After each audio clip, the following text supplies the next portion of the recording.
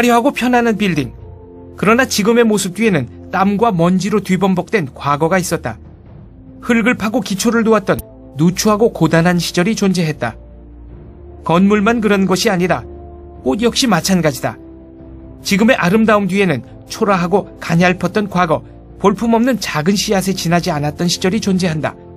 과거는 현재를 길러낸 자궁이다. 현재가 건물이라면 과거는 그 건물의 구조를 결정짓는 주춧돌이다. 선진국의 문턱에 바짝 다가서 있는 세계 8위의 무역국가, 대한민국의 현재 역시 과거에 의해 만들어졌다. 1945년 해방 이후 줄곧 생명의 길을 따라 달려왔기 때문에 오늘의 대한민국이 존재한다. 반면 북한은 죽음의 길을 따라 달려갔다. 공산 전체주의 체제가 되어버렸다. 지금은 문명 세계에서 완전히 낙오된 거덜난 나라로 전락하고 말았다. 어떤 이유로 남과 북은 생명과 죽음의 교차로에서 서로 다른 길을 택했던 것일까? 선배 세대는 왜, 그리고 어떻게 생명의 길을 선택했던 것일까? 그들은 그 선택을 위해 무엇을 희생했던 것일까? 건물 한 동, 꽃 한 송이에도 그 과거의 현재의 모습이 담겨있듯 대한민국에도 누추했던 과거 속에 현재의 청사진이 존재했었다. 미래를 만들어내는 현재를 이끄는 것이 리더십이라면 현재를 만들어낸 과거를 밝히는 것이 역사 해석이다.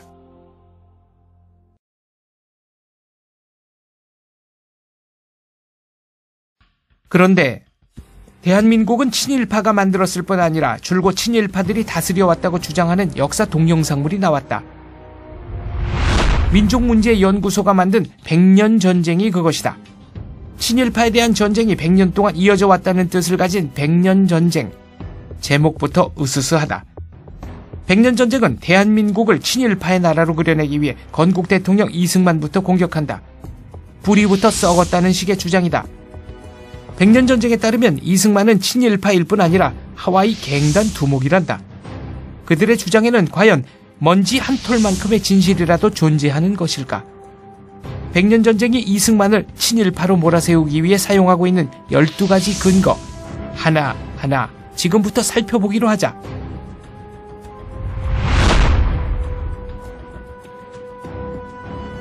새빨간 거짓말이다. 이는 이승만과 김노디에 대한 명예훼손이며 인격살인이다. 이승만과 김노디의 범죄 피의자 사진은 뽀샵으로 조작했다.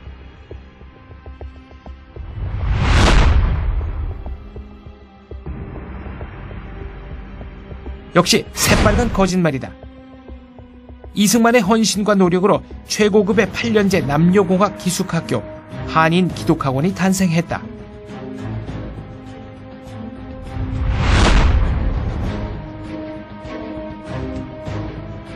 새빨간 거짓말이다. 이승만의 박사학위 논문은 프린스턴 대학교 출판부에 의해 상업 출판되었을 뿐 아니라 60년이 지나서도 세계적인 석학이 인용했던 훌륭한 논문이다.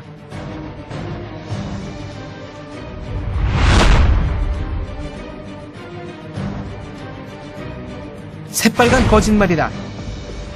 손가락 살점이 뜯기고 뼈가 드러날 정도로 고문을 받았다. 심지어 7개월 동안 손발이 묶인 상태에서 목에 칼을 쓴 채 지내기도 했다.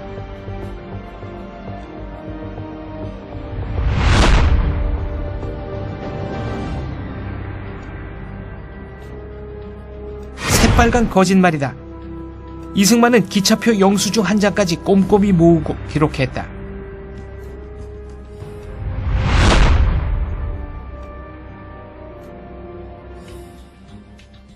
새빨간 거짓말이다. 이승만은 자신이 일본 감옥에 갔었다고 허풍 떨었던 적이 없다.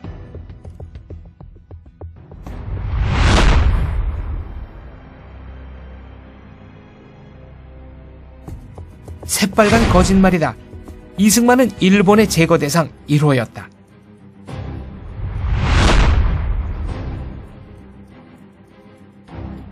새빨간 거짓말이다.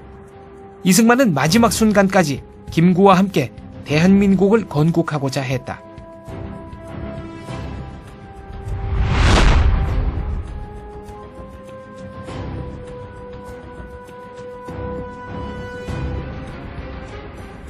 새빨간 거짓말이다. 이승만의 기고문을 엉터리로 번역해서 왜곡했다.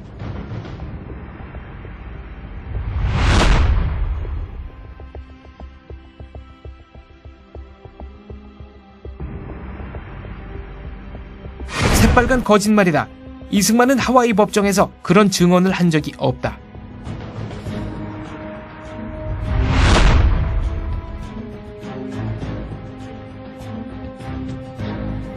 새빨간 거짓말이다. 메가더는 젊은 시절부터 이승만을 정신적 스승으로 따랐다.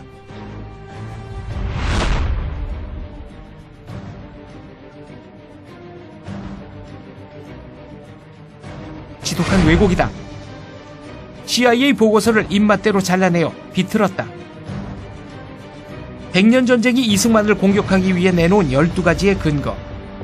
그중 11가지는 새빨간 거짓말이고 나머지 1가지마저도 제멋대로 왜곡한 것이다. 이런 저질 동영상이 인터넷에서 무려 200만 조회를 일으키며 우리 기억 속에서 대한민국에 대한 과거를 완전히 뭉개버렸다. 이 같은 동영상이 범람한다면 우리는 차츰 과거도 뿌리도 없는 기괴한 존재로 변해가고 말 것이다. 백년전쟁이 어떤 수법을 사용해서 진실을 왜곡했는지 그 테크닉을 해부해야 하는 까닭이 여기에 있다. 거짓 선동을 꿰뚫어 볼 줄 아는 것, 그것이 바로 당당한 시민의 징표이기 때문이다.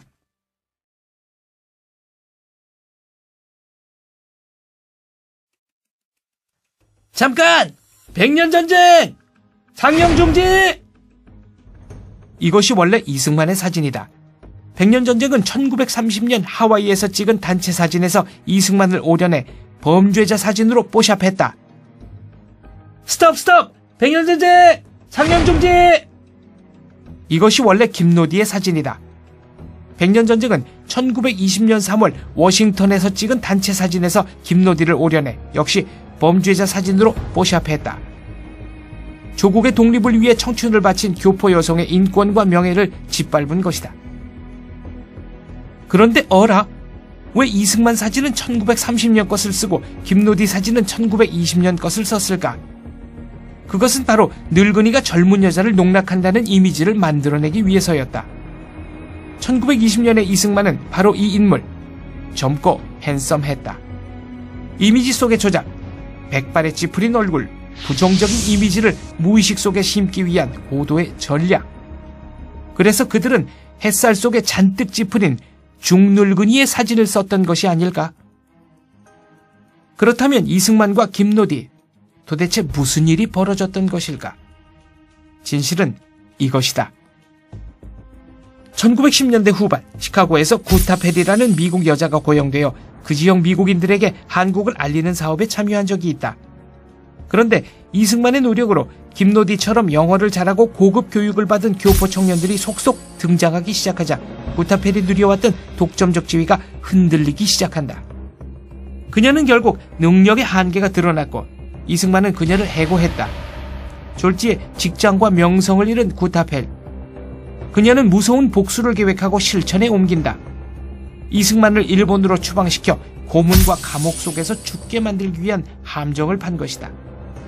이 계획을 실현하기 위해 시카고 이민국 책임자 해리 랜디스를 구워 삶았다.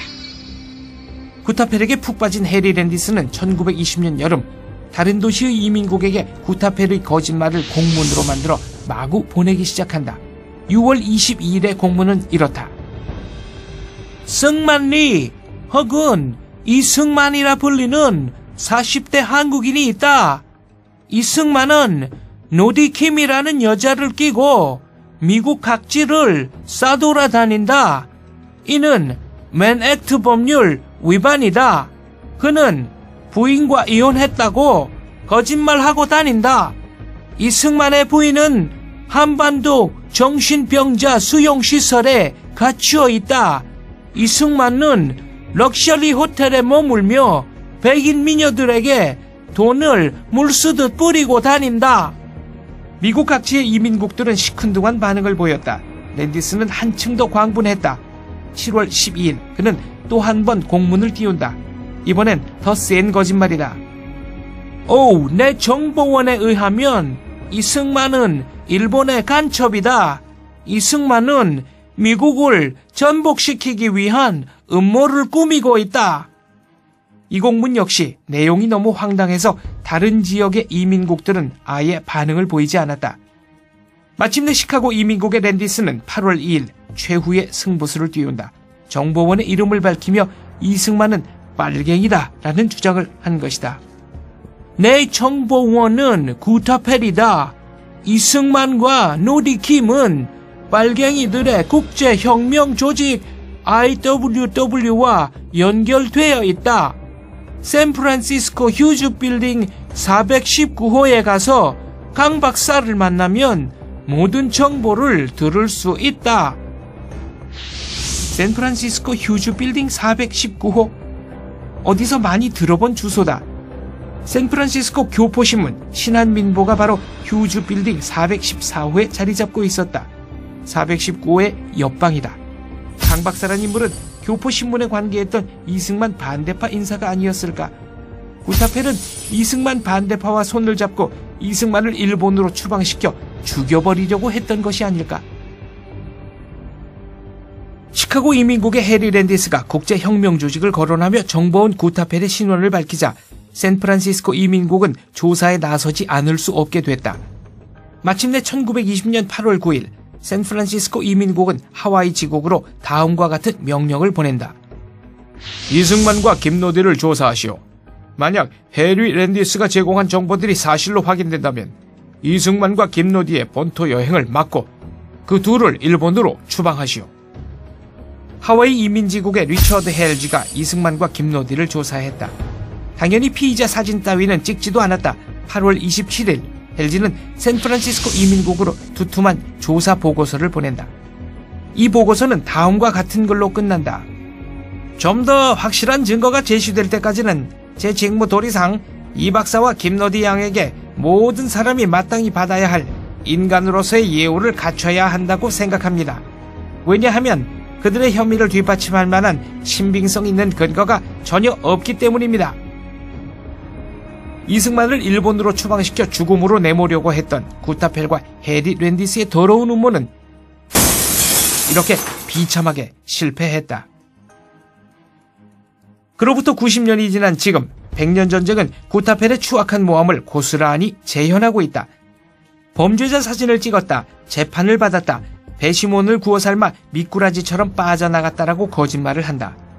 그런데 이 저질 동영상에 전 국사편찬위원장 이만열, 성균관대 교수 서중석, 이화여대 교수 정병준, 상명대 교수 주진호 같은 국사학계 중진들이 인터뷰를 제공했다는 점이 더 충격적이다. 국사학계는 앞으로 뽀샵을 잘하는 사람에게 박사 학위를 주게 될지 모른다. 뽀샵을 사용해서 과거를 뭉개버리는 짓을 부추기고 역성드는 국사학자들. 과연 그들을 학자라고 부를 수 있을까? 과거를 뭉개버리는 행위에 대해 조지 오웰은 이렇게 말했다. 한 민족을 파괴하는 가장 효과적인 방법은 그들이 이해하고 있는 과거를 부정하고 뭉개버리는 것이다. 우리 민족의 과거를 제대로 해석해야 하는 국사학계가 100년 전쟁과 같은 저질 동영상을 옹호하고 그의 들러리를 선다. 국사학계는 이미 조지 오웰이 경고한 민족 파괴를 위한 거짓 선전작으로 타락한 것이 혹시 아닌지.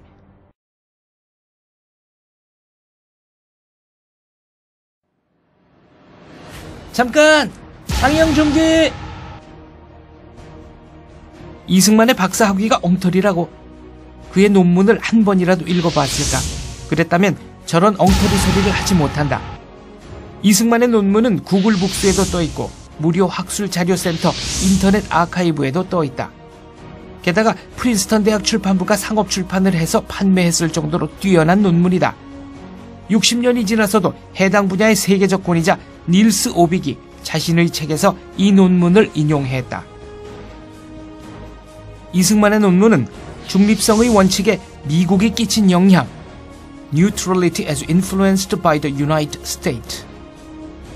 이 논문은 전쟁 상황이라도 중립국의 배와 화물만은 건드리지 않는다라는 원칙이 어떤 과정을 통해 확립되었을까라는 문제를 다룬다. 18세기 말까지만 해도 전쟁이 벌어지면 적국으로 가는 중립국배를 마구 침몰시키고 약탈하는 것이 상식이었다. 이승만은 중세 이래 19세기 말까지의 역사를 정리하면서 이 같은 난폭한 관행의 쐐기를 박는 데 결정적인 역할을 한 것이 바로 미국이었음을 증명한다. 이승만은 논문 마지막에서 이렇게 말한다. 중립성을 인정하는 국제질서 확립에 미국이 끼친 영향은 깊고 크다. 전쟁 중이라도 중립국만큼은 평화스런 무역을 계속할 수 있다. 이렇게 된 데는 미국의 자유 해상무역 정책이 결정적인 역할을 했다. 이 같은 진보는 인류적 차원의 축복이다. 그런데 1910년에 완성된 이 논문은 그로부터 7년 후 제1차 세계대전에 미국이 참전하는 과정을 고스란히 예언한 셈이 되었다. 제1차 세계대전은 1914년에 일어났다. 미국은 3년 동안 중립을 지켰다. 그러나 1917년 초에 독일의 잠수함들이 미국의 상선을 마구 공격하기 시작했다. 미국이 영국에 물자를 판매하고 있다는 이유 때문이었다. 이는 이승만이 논문에서 다룬 중립국의 자유 해상무역 원칙을 정면으로 파괴하는 도발 행위였다. 이 같은 봉변을 당하자 미국은 1917년에 독일과 전쟁을 시작했다. 이승만의 논문은 열강 사이의 전쟁이 어떻게 확대되는지 깊게 통찰했다는 점에서 빼어난 가치가 있다. 이같이 훌륭한 논문임에도 중진 국사학자 주진호는 태연히 박사학위가 엉터리라고 주장한다. 그것도 저질 뽀샵 동영상 100년 전쟁을 통해서 말이다. 100년 전쟁은 국사학자들을 들러리 세우는 것도 부족해서 아예 CIA 문서까지 끌어들여 이승만을 공격한다.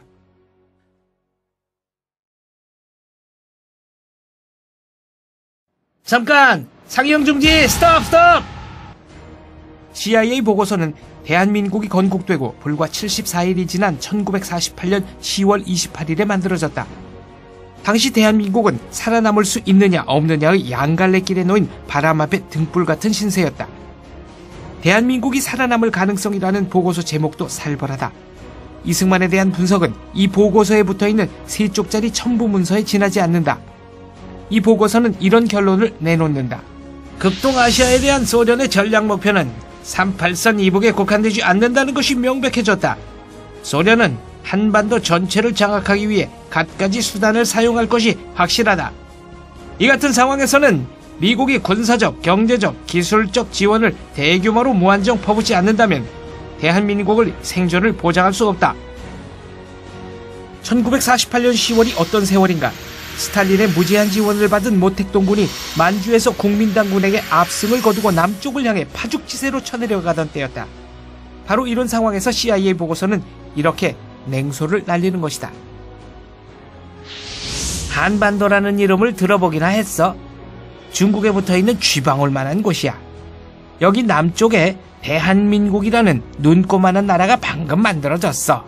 그런데 소련은 한반도 전체를 먹고 싶어해. 대한민국을 유지시키려면 우리 미국이 무한정, 무제한으로 끝없이 퍼부어야 돼. 그런데 그럴 각오가 돼 있어? 없으면 얼른 한반도에서 발을 빼는 게 좋아. 대한민국이 생긴 지 불과 74일째 되는 날, CIA는 왜 이런 재수없는 보고서를 만들었을까?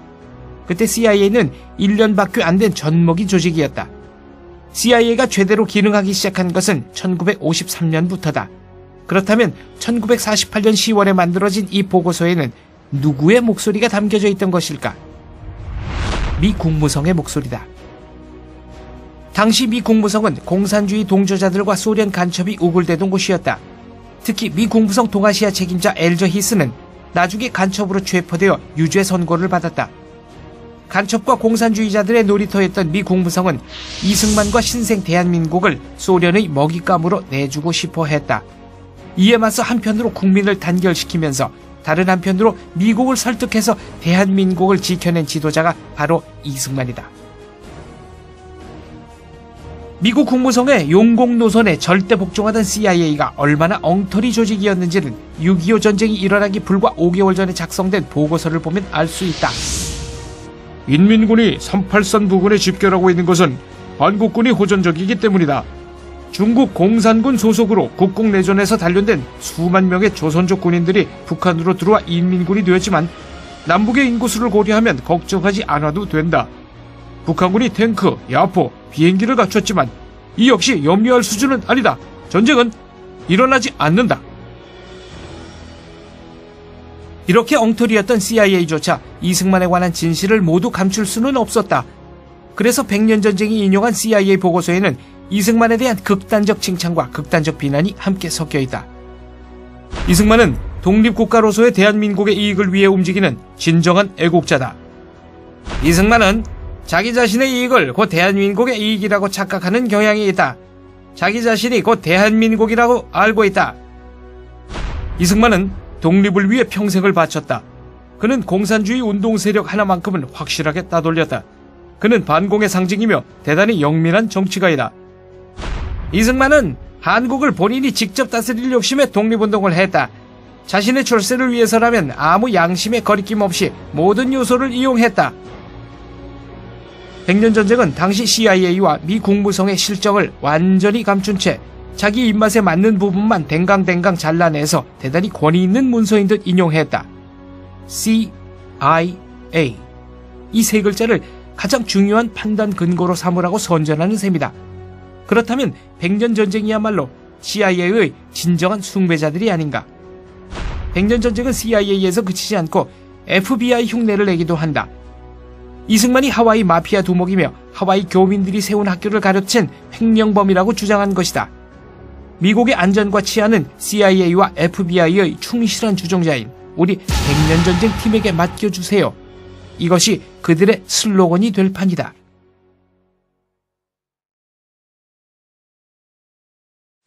잠깐! 상영 중지! 그만! 하와이 교포들이 자녀 교육을 위해 세운 학교를 이승만이 가로챘다고? 황당한 거짓말이다. 하와이 교민 조직인 국민회는 학교를 세운 적이 없다. 여학교를 짓기 위해 땅을 샀다가 이승만이 1915년에 세운 한인여학원에 그 땅을 기증했다. 한인여학원은 1918년에 남녀공학 기숙학교로 발전했다. 이것이 한인기독학원이다. 또한 국민회는 남학생 기숙사를 짓기 위해 기금을 모았다가 한인기독학원에 그 돈을 기증했다. 한인기독학원은 1923년에 4만 5천 평 부지에 최첨단 시설을 갖춘 기숙사립학교로 발돋움한다. 이승만은 독립운동가일 뿐 아니라 교육운동가였다. 바로 그가 여자는 집에서 소뚜껑이나 운전하면 된다 라는 교민들의 사고방식을 180도 바꿔낸 장본인이다. 교포의 딸들에게 개방적 민족교육을 시키겠다는 것이 그가 학교를 세우게 된 직접적 계기였다. 이승만은 1913년 2월에 하와이로 왔다. 처음에는 감리교회에 부속된 한인중앙학교 교장을 맡았다. 부임 이듬해인 1914년에는 학생 수가 100명을 훌쩍 넘어섰다. 여학생이 수십 명이었다. 그런데 심각한 문제가 발생했다. 감리교회 측이 여학생에게는 민족교육을 시키지 말고 일반 미국인 학교에 보내야 한다고 제동을 걸었던 것이다. 교회 정책에 복종할 것인가, 아니면 교회로부터 독립된 학교를 만들어 그 여학생에게 진취적인 민족교육을 시킬 것인가. 그 갈림길에 이승만의 고민이 있었다. 1914년 이승만 개인이 모금한 돈으로 여학생을 위한 사설 기숙사를 지었다. 여학생들은 공부는 교회 부속 학교에서 하고 생활은 이승만의 사설 기숙사에서 할 수 있게 됐다. 1915년 여학생 기숙사 옆에 땅을 사서 한인 여학원을 개교했다. 조촐한 단층 건물을 사용하는 비인가 학교, 즉 대안학교였다. 1916년 한인 여학원이 정규 학교로 승인받았다. 하와이의 가장 덕망 있는 백인들이 이 사진에 참여했다. 1918년 학교를 8년제 남녀공학으로 격상시키고 폐교 건물을 임도해서 학교 규모를 늘렸다. 학교 이름이 한인기독학원이 되었다. 1923년 한인기독학원은 4만 5천 평 부지에 최고급 최첨단 8년제 남녀공학 기숙학교로 발돋움했다. 사탕수수밭에서 새까맣게 그을렸던 교포 아이들을 민족정신으로 무장된 글로벌 인재로 키워내는 최고급 학교였다. 그로부터 30년 후 한인학교에 입학할 교포 자녀가 더 이상 존재하지 않게 되자 학교 이사진은 학교 시설을 매각해서 인하대학교 설립 종자돈으로 기부했다. 인하라는 이름이 바로 인천, 하와이 앞글자를 따서 지은 이름이다. 하와이 교포들이 조국을 떠났을 때 마지막 이별의 눈물을 흘린 땅이 바로 인천이었다. 하와이 주정부는 한인 기독학원이 있던 자리를 기념해서 거리 이름을 쿨라 코리아라고 지었다. 한국학교라는 뜻이다. 지금 그 자리는 초등학교가 되어 있다. 여기서 잠시 이승만이 졸업생들을 어느 대학으로 많이 보냈는지 살펴보자. 오하이오에 있는 오벌린 대학이다. 이 대학은 진취적인 기풍으로 유명하다. 1835년에 미국 최초로 인종차별을 넘어 흑인 남학생이 입학했고 1837년에 미국 최초로 남녀차별을 넘어 여학생이 입학했다. 이승만이 제자들을 이 학교에 보내기 시작했던 1910년대 하반기는 미국 여성들에게 아직 투표권조차 없던 시절이었다. 대부분의 백인 여성들조차 간신히 초등학교만 마치던 시대다. 그런 상황에서 이승만은 사탕수수밭에서 새카맣게 게으른 여자아이들까지도 미국 최고, 세계 최고 수준의 교육을 받도록 길을 열었다. 그는 그것이 곧 독립의 길이라고 생각했다. 그의 독립은 나라의 독립을 넘어선 사람들의 독립이었다. 세계화된 현대 문명 속에 우뚝 선 개인들로 이루어진 공동체. 바로 이것이 이승만이 꿈꾸었던 독립국가 대한민국이었다.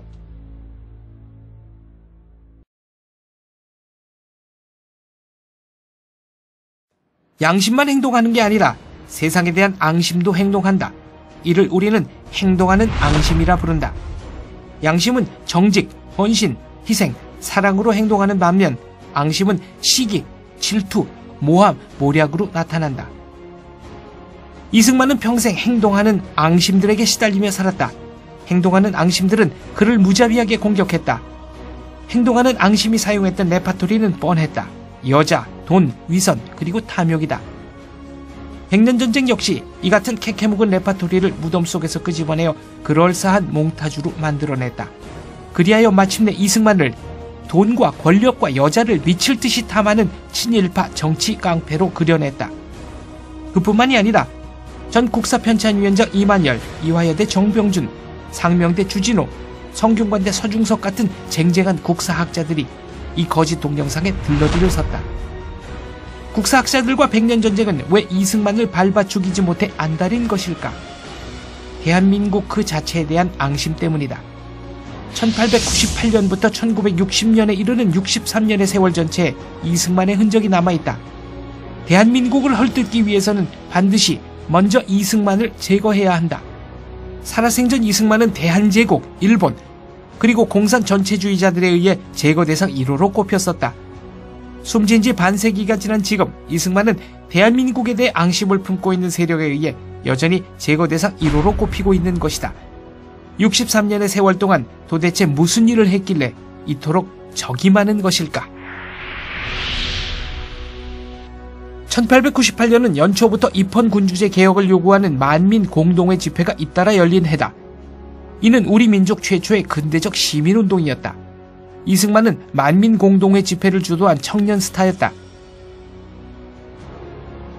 1904년 러일 전쟁에서 일본은 세계 5대 열강 러시아에게 처참한 패배를 안겨주고 아시아의 맹주가 됐다. 그 이듬해 맺어진 을사늑약에 의해 우리는 사실상의 식민지가 되었다. 고종은 1904년 11월에 미국의 밀사를 파견해서 SOS를 쳤다. 이승만이 바로 그 밀사였다. 1911년 YMCA의 주도 아래 전국 주요 도시마다 수백 명씩 모여 근대 과학과 기술을 익히기 위한 자조정신, 자립정신 운동이 일어났다. 미국 YMCA의 거물 지도자 존 모트, 플래처 브록만과 한국 사회의 지도자 이상재, 윤치호가 울타리를 섰다. 그리고 프린스턴에서 막 박사학위를 따고 귀국한 이승만이 실무 책임을 맡았다. 이 거대한 자조 자립운동은 일제를 크게 놀라게 만들었다. 마침내 일제는 1911년 말에 105인 사건을 일으켜 YMCA와 기독교 지도자들을 고문해서 죽이고 징역에 처했다. 이승만은 일본의 체포를 피해 간신히 미국으로 건너갔다. 1902년부터 한국인들은 하와이 사탕수수밭에서 일하기 위해 미국으로 건너갔다. 1910년대 중반부터 교포 조직이 크게 활성화되었다. 만주 지역의 한인들과 달리 하와이와 미국 본토의 교포들은 자유민주주의 독립운동을 일관되게 지원하기 시작했다. 교포들을 이 방향으로 움직인 사람이 바로 이승만이다. 1919년에 일어난 3.1운동은 세계사적 사건이었다. 폭력과 무장투쟁을 완전히 배제한 평화시위였으며 무기를 들지 마라, 돌을 던지지 마라, 주먹질도 하지 마라는 철저한 비폭력운동이 전국 방방곡곡에서 일사불란하게 전개됐다. 인도의 간디는 3.1운동에서 크게 깨우치는 바가 있어 3년 후인 1922년부터 비폭력 독립운동을 시작했다. 3.1운동이 비폭력 노선을 취하게 된 데는 이승만이 역시 커다란 영향을 끼쳤다. 1919년 3.1운동 직후에 7개의 임시정부가 만들어졌다. 그 가운데 가장 중요한 3개의 임시정부인 한성정부, 상해정부, 노령정부가 1919년 9월 상해에서 하나로 통합되면서 이승만을 초대 대통령으로 뽑았다. 1933년 이승만은 제네바에서 열린 국제연맹회의로 달려가서 일본이 만주동포들에게 얼마나 참혹한 만행을 저지르고 있는지 국제사회 전체에 알렸다. 이 때문에 일본은 망신을 당하고 결국 국제연맹을 탈퇴한다. 1941년 여름 유럽에서 제2차 세계대전이 시작된 지 2년이 지나도록 미국은 여전히 중립 타령만 부르고 있었을 때였다. 바다 건너 무슨 일이 벌어지든 상관없다는 분위기가 팽배했기 때문이다. 이때 이승만은 재팬 인사이드 아웃이라는 영어책을 출간한다. 그는 이 책에서 미국이 원하든 원하지 않든 일본이 도발한다고 정확하게 예언했고 책이 출간된 지 6개월 정도 지난 1941년 12월 이승만의 예언대로 일본이 하와이를 기습 공격했다. 이 책은 날개도 친 듯 팔려나가면서 미국 사회 전체에 한국이 왜 독립을 해야 하는지 그 필연성을 널리 알렸다. 1948년 5월 10일 유엔의 지도 아래 재헌의회 선거가 치러졌다. 유엔 선거를 거부한 북한을 배려해서 총 300석의 의석 중 북한 몫으로 100석을 남겨놓았다. 이승만은 재헌의회 의장으로 선출되었다. 1948년 8월 15일 대한민국이 정식으로 건국되었다. 대한민국은 그해 12월에 유엔으로부터 공식 승인을 받는다. 유엔 공식 승인을 이끌어낸 게 이승만이다. 1950년 봄 대한민국은 농지개혁을 전격적으로 실행한다. 생산량의 50% 안팎을 소작료로 바쳐왔던 농민들은 이제 30%씩 5년만 내면 자기 소유의 논, 밭을 가질 수 있게 되었다. 이는 전 세계에서 가장 진취적인 농지개혁으로 손꼽힌다. 이승만이 이 농지개혁을 설계하고 주도한 사람이다. 1950년 6.25 전쟁이 터졌다. 소련의 스탈린과 중국의 모택동은 김일성에게 무제한의 지원을 제공했고 대한민국에서만 80만 명이 죽거나 실종되었던 끔찍한 전쟁이 벌어졌다. 이승만과 메가더가 이 참혹한 전쟁을 승리로 이끈 주인공들이다. 1953년 미국은 빨리 전쟁을 끝내고 한반도로부터 발을 빼고 싶어 했다. 그래서 공산군을 자극할 수 있는 일은 모조리 회피했다. 원래 미국의 계획에 의하면 3만 명에 달하는 반공포로 역시 북으로 보내지도록 되어 있었다. 그러나 6월 18일 이승만은 모든 반공포로를 전격 석방한다. 가난하고 초라하기 짝이 없는 대한민국이 미국에 대해 안 되라고 말한 것이다. 이는 자유민주주의 정신의 승리를 상징하는 사건이었다. 1953년 현재 미국이 태평양 지역에서 맺은 양자간 방위조약은 필리핀밖에 없었다. 이승만은 한미 방위조약을 맺지 않으면 휴전을 방해하겠다라고 미국을 압박해서 마침내 1953년 가을 조약을 이끌어낸다. 이 조약은 미군 주둔, 한국군 육성 지원, 한미연합사 설치를 위한 법률적 토대를 제공했다. 해방이 되고 나서도 우리 불교계에는 일제의 악랄한 종교 왜곡 정책의 상처가 남아있었다. 일제는 모든 종교를 신사참배, 즉 신토 밑으로 복속시켰다. 그런데 스님들이 고분고분 복종할 리 없었다. 특히 우리 불교는 독신 비구승을 중심으로 대승, 선, 화엄으로 이루어진 세 가지 흐름이 삼위일체를 이루고 있었기에 일제에 쉽게 굴복하지 않았다. 그래서 일제는 독신 비구승 체제를 파괴하고 전국 거의 모든 사찰에 일본식 대처승을 들어앉혔다. 대한민국이 건국되고 6.25를 이겨냈지만 외색 불교가 남아있는 한 우리의 문화와 어른 영원히 회복될 길이 없었다. 마침내 전국 거의 모든 사찰에서 일본식 대처승과 그 가족을 쫓아내고 독신 비구승을 육성하는 거대한 움직임이 시작됐다. 이것이 이승만이 1954년부터 일으킨 불교 정화운동이다. 이승만의 불교 정화에 의해서 독신 비구승들이 한국 불교를 주도할 수 있는 기반이 회복됐다. 1960년 4월 19일 대통령 선거가 아닌 부통령 선거에 관한 부정선거에 항의하는 시위가 크게 일어났다. 약 200여 명의 학생들이 숨졌다. 이승만은 4월 27일 국회에 사임서를 제출한다. 이승만을 하야시킨 4.19는 바로 그 이승만이 1898년 이후 줄기차게 주장해온 자유민주주의가 이 땅에 뿌리박기 시작했음을 알리는 신호탄이었다. 이렇듯 이승만은 1898년 만민공동회에서 1960년 4.19까지 63년 동안 이어진 격동의 세월, 그 한가운데에 존재하는 인물이다. 영국식 입헌군주제 자유민주주의를 요구하는 만민공동회의 지도자로 시작했던 이승만의 일생이 부정선거의 책임을 묻는 4.19로 마감되었다는 사실은 의미심장하다. 하야하기 직전 부상당한 학생들을 병원으로 방문해서 그 손을 붙잡고 나지막하게 속삭였다는 말이 있다. 장하다. 장하다. 이 말 속에는 63년 세월이 모두 녹아 있었던 것이 아닐까. 학생들의 모습에서 자신이 그토록 원했던 당당한 시민들로 이루어진 독립 대한민국의 싹을 그는 보았던 것이 아닐까.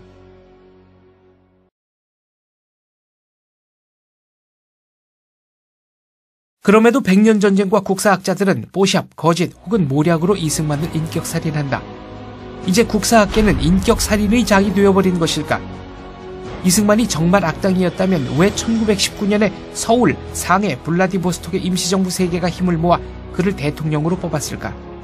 왜 해방공간의 우리 국민들은 그를 압도적으로 지지했을까? 심지어 왜 공산당의 두목 박헌영까지도 그를 조선인민공화국의 주석으로 지명했을까? 1965년 이승만이 서거했다. 그의 장례식은 가족장으로 열렸다.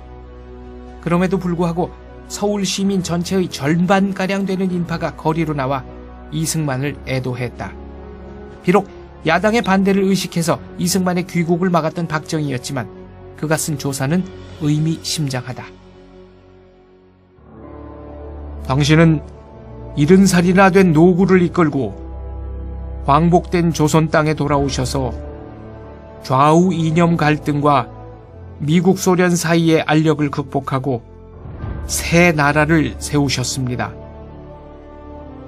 당신이 이루신 무수한 업적 중에는 대한민국의 주권과 국격을 전 세계에 알린 쾌거 중의 쾌거로서 독도를 포함하는 해양 평화선을 선포하고 반공포로를 석방한 일도 포함되어 있습니다.